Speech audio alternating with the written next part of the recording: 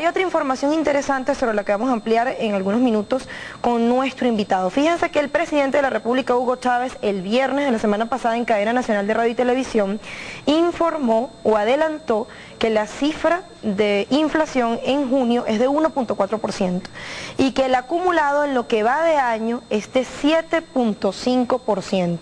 Hay una desaceleración de los valores de la inflación por sexto mes consecutivo, y eso no lo decimos nosotros, hay un informe del Banco Central de Venezuela que así lo revela, y el estudio del instituto, o mejor dicho, de la encuesta nacional por muestreo, que es ese estudio que hace el BCB, el ente emisor, con el Instituto Nacional de Estadística, y sobre eso vamos a hablar precisamente con el presidente de ese instituto que acabo de mencionar, querido profesor Elías El Yuri.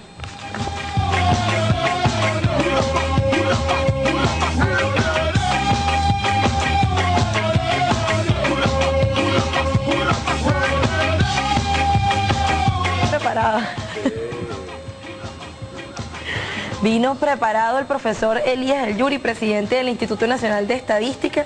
Trajo toda la artillería pesada para dar la batalla de la idea acá con nosotros. ¿Cómo está, profe? Bienvenido a Revolución. Gracias, Lucía, por la invitación al programa.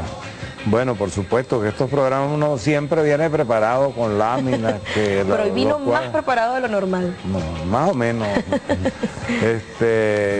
Bueno, mira, un poco para ahondar un poco en los resultados que dio el presidente el día viernes, pues en este cuadro que tenemos aquí podemos observar lo que es la inflación anualizada, cómo ha venido descendiendo desde el mes de diciembre de 27,6 y para el mes de junio alcanzó 21,3. Es la cifra, fíjense, más baja desde que comenzamos a medir el Índice Nacional de Precios al Consumidor a nivel nacional. Es importante señalar lo siguiente: antes se calculaba el índice de precios al consumidor en el área metropolitana de Caracas. A partir del año 2008, el Banco Central y el Instituto Nacional de Estadística comenzaron a hacer la medición a nivel nacional. El Banco Central realiza la medición en el área metropolitana de Caracas y en el área metropolitana de Maracaibo. Y el Instituto Nacional de Estadística, que tiene una organización a nivel nacional, la realiza en las 8 áreas metropolitanas, en Puerto La Cruz, Barcelona, Guayana, San Cristóbal, Mérida, Maturín, etc. Y en 72 ciudades medianas, pequeñas y áreas rurales del país. Entonces esta es una medición que hoy en día es bastante completa, que llega aproximadamente a 27.000 establecimientos y en la cual participa un número importante. Es la única medición seria que tenemos en el país. No es una estimación de calle. No es estimación ni de techo ni de calle. Porque aquí mucha gente llega y dice, no, creemos que la inflación está más alta. Que va a cerrar en 40%. O que va a cerrar, bueno, todos, si uno analiza la prensa y ve una serie de pronosticadores, economistas, académicos, etcétera, ellos todos venían hablando de 35, 30, etcétera. Bueno, en la medida que van saliendo las cifras y que se ve que la cifra como mínimo va a estar en la que se señaló en el presupuesto nacional, que es entre 20 y 22, y que posiblemente va a estar por debajo de 20, bueno, ya ellos comienzan, ya los que estaban en 35 se bajan para 30 y los que estaban en 30 bajan a 28, pues. Pero lo concreto es que eso tiene un elemento central, que es que la inflación también tiene un carácter psicológico. Entonces, crear en la opinión pública toda una matriz de opinión de que la inflación está en el 35, en el 40, para contribuir de esa manera a crear esa matriz de opinión. También está el factor especulativo, ¿no? Claro, por supuesto, fíjate, sería importante, este es lo que hemos anualizado, ¿no? Ahora, fíjate, en este cuadro que está aquí, ¿la puedes dejar abajo? Este cuadro que está aquí podemos ver comparando cada mes del año anterior con cada mes de este año. Ahí podemos ver que se ve claramente como todos los meses viene bajando. El rojo representa el 2011 y el azul representa el 2012. Vemos que en todos los meses que van de este año ha habido pues una disminución. Es decir, y la variación, fíjate bien que lo dijiste tú hace poco, la variación acumulada de los primeros 6 meses, que está en un dígito, está en 7,5, que es la más baja desde que comenzamos a medir el índice a nivel nacional. En años anteriores las variaciones del 2008 al 2011 fueron de 15, 10,8, 16, 15, es decir, que ya estamos propiamente en la mitad de la variación. Profe, de esos ¿y a qué años se debe anteriores? esa desaceleración ininterrumpida, consecutiva de los valores de la inflación? Porque entendemos que eso no es fortuito, eso no es por el azar, o al azar, mejor dicho. Bueno, fíjate, hay varios factores que intervienen en esto. Por una parte, a esto ha contribuido toda la política que se ha venido instrumentando, digamos, en los últimos meses. Por una parte, la política de control a través de la ley de precios de costos y precios justos. Allí se comenzó pues con esos 19 productos donde vimos que hubo una disminución. Se ha intensificado pues esa lucha contra la especulación, ahí se sinceraron muchos costos de los productos y hubo en el mes pasado inclusive hubo hasta unas variaciones pues negativas. Por otra parte, la misión Agrovenezuela de alimentación que se está aumentando, por una parte la producción nacional, aumentando pues la oferta. Ahora, indudablemente que es necesario incrementar la oferta de alimentos y productos para continuar con esta política de disminución de la inflación y en un plazo determinado ir hacia la inflación de un dígito, que es una meta que nos hemos planteado, pues tanto el gobierno nacional y quienes medimos esto, pues, que es el Banco Central y el Instituto Nacional de Estadística. ¿Es posible que los valores de la inflación cierren al término de este 2012 por debajo incluso de lo previsto en el presupuesto nacional? Sí es posible que puedan. Es 2022, es decir, podríamos esperar es posible, si se mantienen estas tendencias, es casi seguro que pudiera estar por debajo de esto. Pero lo concreto es que lo que está planteado en la meta del presupuesto nacional, por todo lo que hemos visto pareciera ahora, que se va a cumplir. Se va a cumplir. Fíjate que sería interesante también mostrar este cuadro de que la mayoría de los rubros que están contemplados, solamente hubo incremento, realmente fue la parte de transporte, la parte de hoteles y en la parte de salud. El resto, todos estuvieron por debajo de lo que fue el índice de este mes, fue que de 1.4, ¿no? Y además, sería importante que muchas veces, muchos de los críticos que hacen del proceso inflacionario de Venezuela, que esto ha sido producto de este gobierno, como que si la inflación no hubiera existido anteriormente, nosotros siempre le montamos este cuadrito. Sí. ¿Cómo era la inflación en la Cuarta República cuando llegó el presidente de la República? Cuando el Caracazo, por ejemplo, en el 89. Fíjate, tú puedes observar ahí esos 3 periodos. Mira, el promedio del periodo de Carlos Andrés Pérez fue de 45. Del 89 al 93, 45.3%. Luego el otro promedio llega casi al 60% cuando Caldera, y en el 96 llegó a 103%.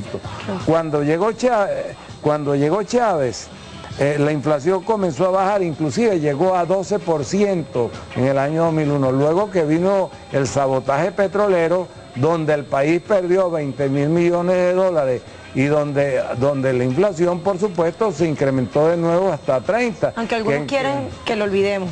Sí, pero eso siempre tenemos que recordárselo, porque muchas veces critican al gobierno porque hizo, por ejemplo, una donación a Haití, que es un país que está pasando por una situación tan difícil que todos conocemos, pero no les importa nada que ellos hicieron que este país perdiera alrededor de 20.000 millones de dólares. Ahora fíjate, el promedio de los años del presidente Chávez estaba alrededor del 22-25%. Ahora fíjate, otra cosa que es importante, cuando uno estudia y compara, que no tengo ese cuadro aquí, la inflación acumulada de los años de los gobiernos anteriores hasta el año 98, hasta diciembre del 98, eso alcanzó más o menos 11.000%. Y en los años del presidente Chávez es menos o alrededor del 1000%. Ellos hay veces sacan los datos y dicen, bueno, la inflación acumulada es de 1000% desde que llegó Chávez hasta este momento. Pero resulta que cuando ellos gobernaban fue el 11 veces el total de lo que ha sido durante estos 13 años. Y lo importante, para culminar con esto, lo importante es que es fundamental realmente para atacar a fondo el problema inflacionario, es que aumente la producción nacional, que aumente la oferta de productos, y esto es un elemento pues fundamental. Y digamos, hay otros tips que digamos que podríamos señalar, por ejemplo, la escasez. Fíjate, la escasez ha venido disminuyendo. En el mes anterior había bajado como de 14.7 a 14.2 y en este mes bajó a 11.7. Es decir, ese es otro elemento importante que habría pues que señalar, ¿no? La disminución pues de la escasez. Comportamiento del desempleo, profesor Elías Ayuri. Bueno, fíjate. Ha habido también un descenso importante. El desempleo, fíjate, la semana próxima vamos a dar las cifras del mes de junio. En este momento... Pero usted aquí no puede adelantar algo. No puedo adelantar porque nosotros no damos las cifras sino cuando la tenemos consolidada. Pero podría dar, como el desempleo se tiene que medir como una tendencia a largo plazo, no por por un valor puntual de un mes. Pero podemos ver, aquí tenemos en este cuadro que les voy a mostrar, esta ha sido la tendencia que ha tenido el desempleo antes de llegar el presidente Chávez hasta el mes de mayo. Fíjense bien que la curva se estaba situando alrededor entre el 14 y el 15 antes que llegara el presidente Chávez. Cuando vino el sabotaje, que siempre habrá que recordarlo, llegó al 19.1%. Por cierto que en el programa Empleo para Todos, del candidato Capriles Radón, 3 millones de empleos. Él ofrece 3 millones de empleos y además él dice que en el gobierno del presidente Chávez se han generado 1 millón de desempleados.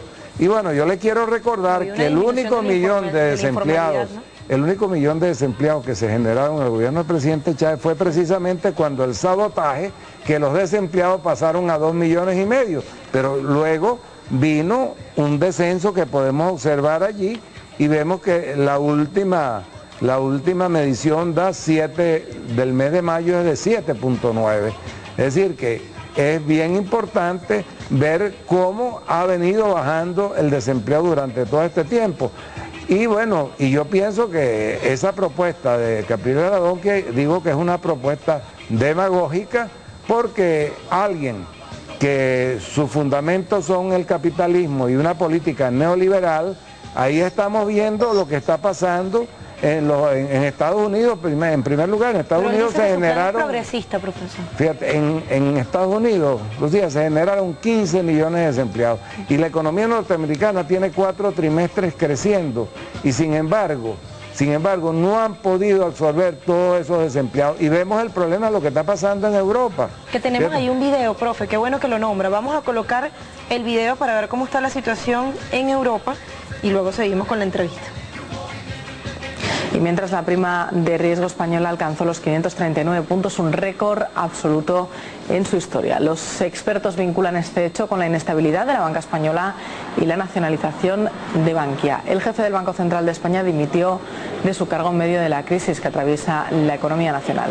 La Comisión Europea, que predice el continuado crecimiento del desempleo en España, ha previsto pedir la aprobación de los ministros de Finanzas de la Unión para que otorguen un año más a España y reduzca así su déficit público. El periodista internacional Alberto Ravirota considera que este escenario evidencia cómo se puede propagar un conflicto entre países vecinos.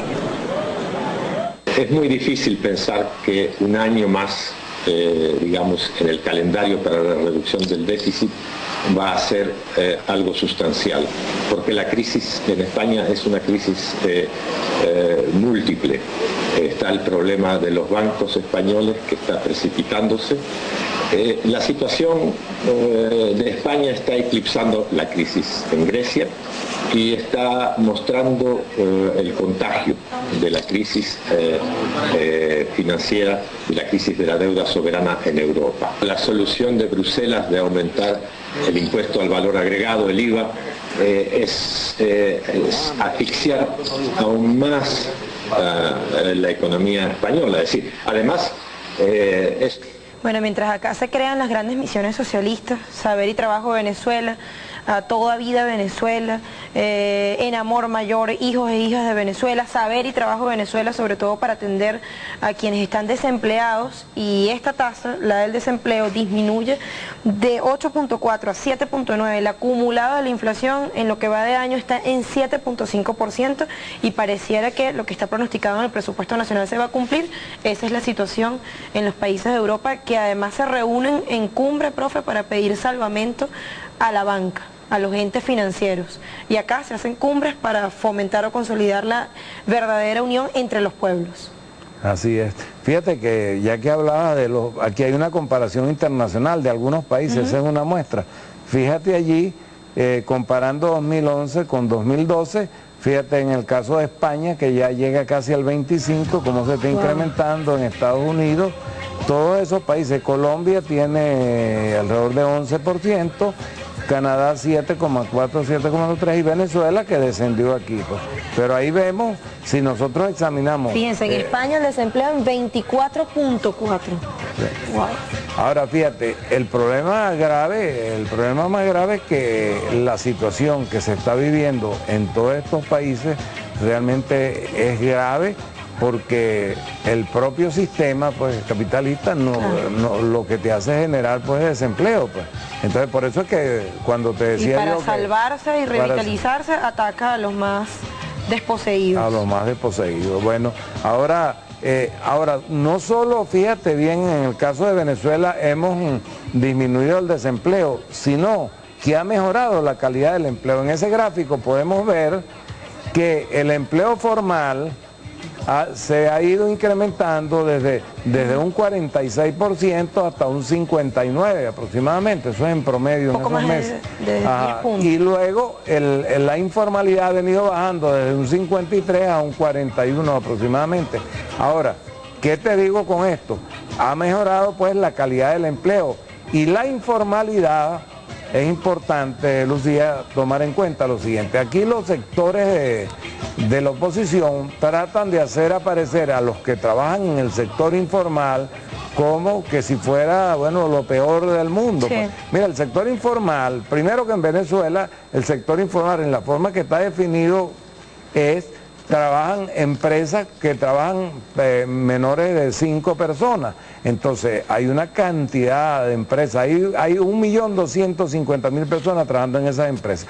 Hay empresas de computación, consultorios médicos, tiendas en centros comerciales, talleres inclusive de alta tecnología. Todo. Bueno, los que no son profesionales y que trabajan en esos sitios se les considera informales, pero de informales no tienen nada, porque alguien que trabaja en una empresa de computación y que no tenga, digamos, el título universitario, ¿no?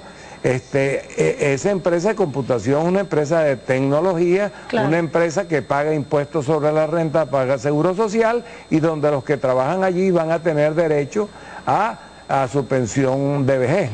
Ahora, fíjese, antes de que continuemos con la entrevista, profe. Estamos aquí ya entrenados, profe.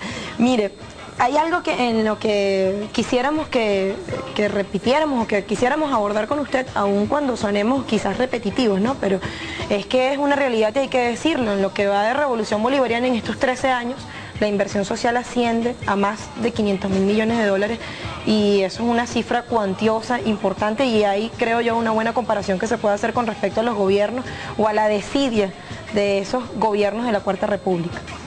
Sí, bueno, mira, lo importante es que nosotros tenemos un gobierno donde el ser humano siempre ha estado en primer lugar y donde la parte social nunca ha sido descuidada y siempre ha tenido ese lugar, ese primer lugar.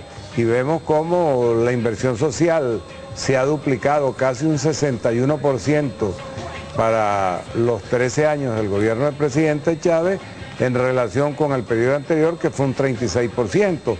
Y es tan importante el problema de la inversión social que la economía venezolana, y lo podemos demostrar a través de diferentes cuadros, que a pesar de la crisis del año 2009 y 2010, cuando la economía cayó 3,2% y 1,5%, se mantuvo la inversión y el sector salud y el sector educación crecieron y todo lo que fue la inversión social creció.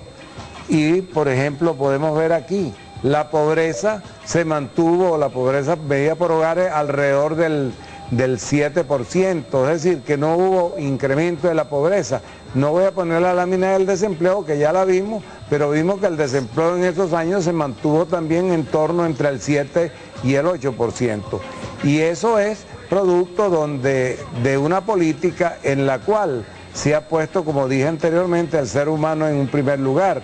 Y esto es lo que ha permitido que en Venezuela haya habido una mejor distribución del ingreso, una mejor distribución de la riqueza. Puedo mostrarles rápidamente otros cuadros como este, por ejemplo. Ahí vemos cómo lo que es el ingreso mínimo legal, que sería el salario mínimo, que para el mes de septiembre vaya a llegar a 2.047, más el promedio del ticket de alimentación privado y público, que llega alrededor de... Eso da un ingreso por persona de 3.000. Ahora, normalmente en cada hogar, el promedio, de acuerdo a la encuesta de hogares por muestreo, que tiene 45 años, el promedio de personas que trabajan es de 2 personas. Así que el ingreso de los hogares ha mejorado de una manera importante y el costo, y por supuesto que no es la falacia esa que dicen ellos, que no alcanza ni siquiera para comprar la canasta alimentaria. Y además de esto, podemos concluir con 2 elementos importantes, que sería el siguiente. Fíjense, este gráfico es el coeficiente de Gini. Mire, Venezuela ha venido disminuyendo y tiene, América Latina es la parte más desigual del mundo y Venezuela es el país con la menor desigualdad. En Venezuela, en el año 98, el 54% del ingreso era apropiado por el 20% más rico y eso ha bajado al 44%. Ahora todavía nos queda mucho que luchar por mejorar la distribución del ingreso. Y si nosotros viéramos ese cuadro a nivel internacional, si en Venezuela nos queda mucho que luchar, siendo el primer país con la distribución del ingreso, imagínense ustedes países, por ejemplo, como el propio Brasil, Colombia, donde ese índice llega a 0,56. Eso es realmente, allí la concentración del ingreso es mayor. Por eso nosotros, Venezuela está desarrollando una política universal desde el punto de vista de la salud, que está llegando a todos los sectores. Todo el programa de las misiones que se han desarrollado, las anteriores y las que se están haciendo en este momento, permiten realmente que el pueblo venezolano, hoy hemos pasado de 380.000 personas pensionadas a 2.170.000. Como vemos, la misión en Amor Mayor. La misión en Amor Mayor ha incrementado esto en alrededor de 270.000, sino producto de una política que se viene desarrollando desde años anteriores. Sí.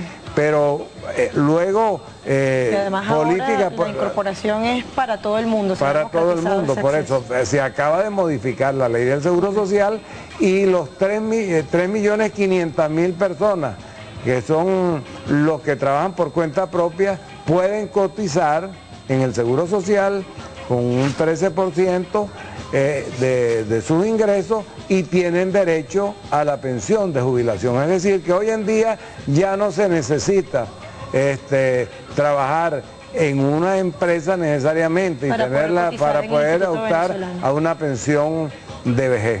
Es decir, que Venezuela está desarrollando toda una política social dirigida a toda la población y lo vemos en la salud, en la educación, en todas las cuestiones que se están desarrollando. Por ejemplo, esta misión Hijos de Venezuela, ya esa misión está dirigida a que todas aquellas familias que tengan hasta 3 hijos y que tengan pobreza extrema, esas familias reciben 430 bolívares por cada hijo.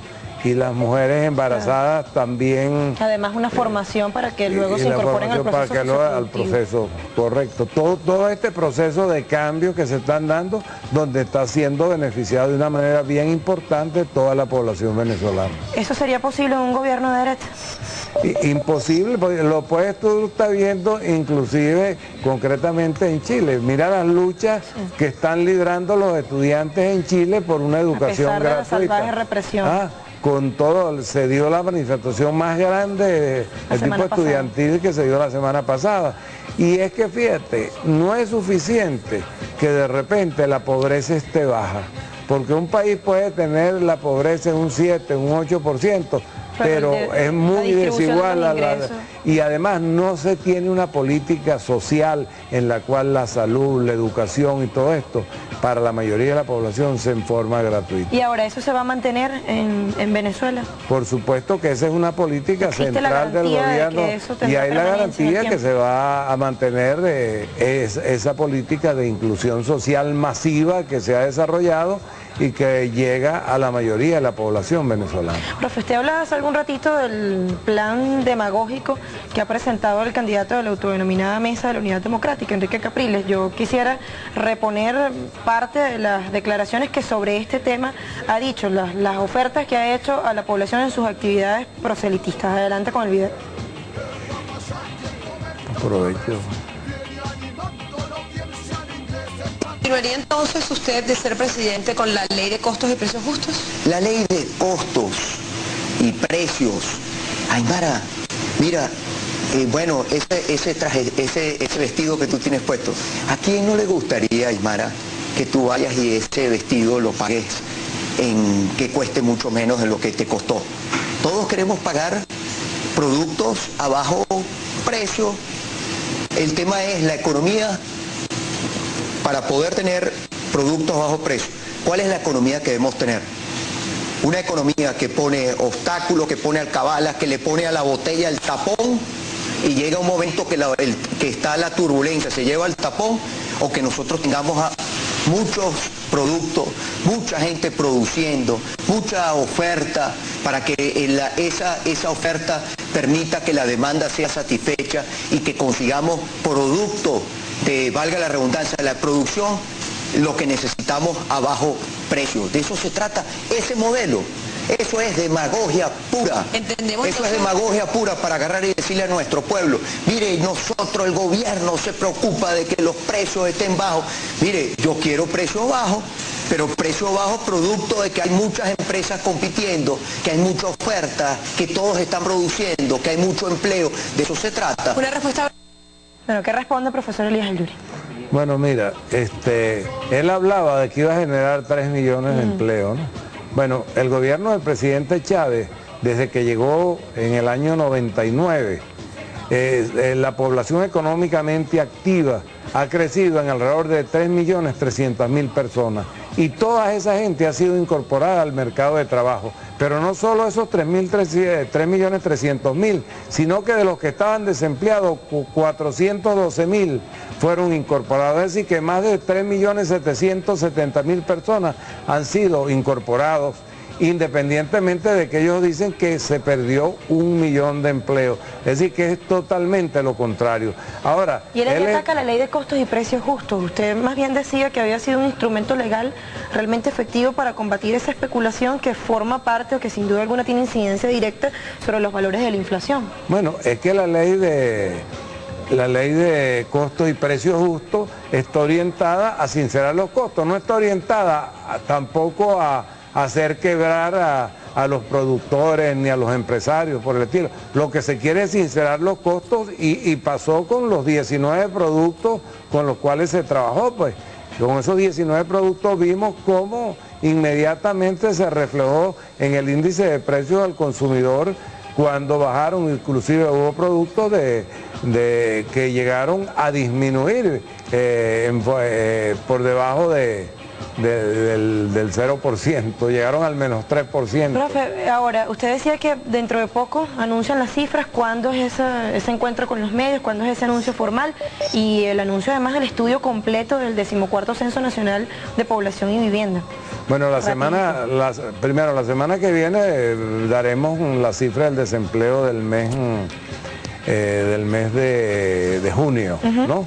Sí. Y bueno, yo he planteado ya en entrevistas anteriores que el desempleo va a estar, va a cerrar el año por debajo de 7, y también hablaba de, con todos los planes que tiene el gobierno, con la misión Saber y Trabajo, donde se está preparando a la gente para el trabajo. Se puede llegar al tope mínimo ideal.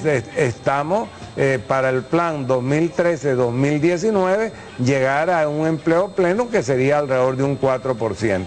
Ahora, con respecto a lo que me planteabas del censo, ya nosotros dimos unos primeros resultados donde dimos la población, dimos la distribución por género, dimos toda una serie de cifras del equipamiento del hogar, etcétera, y los resultados ya completos, ya a nivel de municipios, de parroquias, y todos estos resultados los vamos a dar a fines del mes de julio, y lo único que quedaría hacia el final del año sería la rama de actividad económica y ocupación, porque eso hay que codificarlo, pero todo eso está ya bastante adelantado. Profe, gracias por estar aquí. Gracias a ti por la invitación. Lo esperamos próximamente, ¿no? Okay. Se va a convertir en invitado habitual de este espacio. Ok. Gracias por haber estado aquí. Hasta luego. Un beso.